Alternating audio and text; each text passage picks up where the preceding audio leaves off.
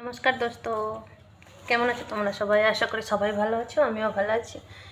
এই জামার পিসটা কাটিংটা দেখানো হয়নি, এটা আমি এবারে শিলবো। এটা আগের পিসটা, এটা পিছনের।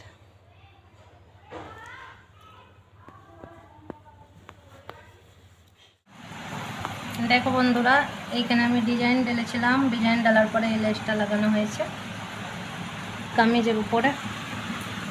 এটা আগের হিসটা, পিছনেরটায় লাগিয়ে দেখাবো, আরও আছে। আলাদা হিসটা ফিটিং করা হয়ে গেছে। এটা বাজুটা ঢিলা বাজু হবে।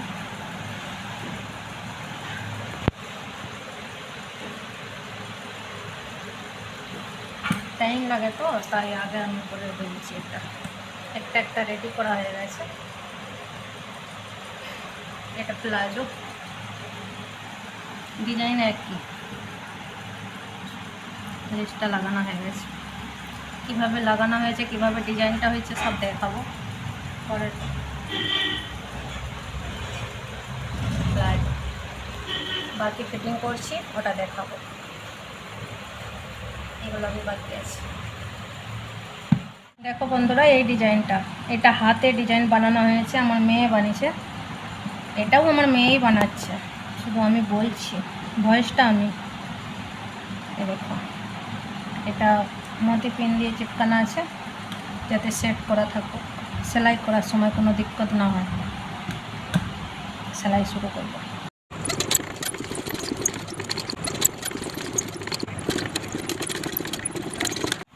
দেখো বন্ধুরা, এইটা সেলাই, ডিজাইনের উপরে সেলাই গেছে। দেখো, এটা সেলাই, এটা কাটিং করব। এইখান থেকে কাটিং হবে, সেলাই কাট না মারো কেউ। সেলাই কাট মারলে ডিজাইনটা খারাপ হয়ে যাবে।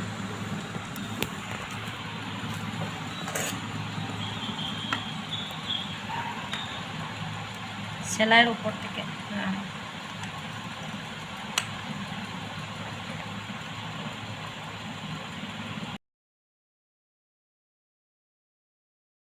দেখো বন্ধুরা, পুরোটা কাট হয়ে গেছে। এটা এভাবে কাটিংয়ের মতলব এটা, ডিজাইনটা সুন্দরভাবে দেখা যাবে।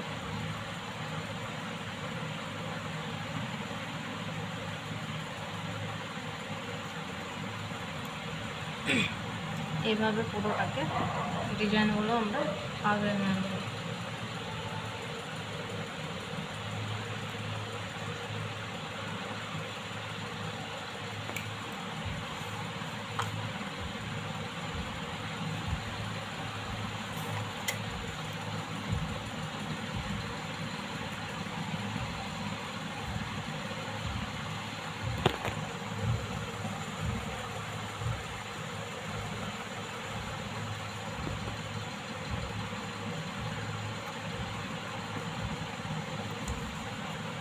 এটা লেসের কাজ আছে, এটা ফল্ট হয়ে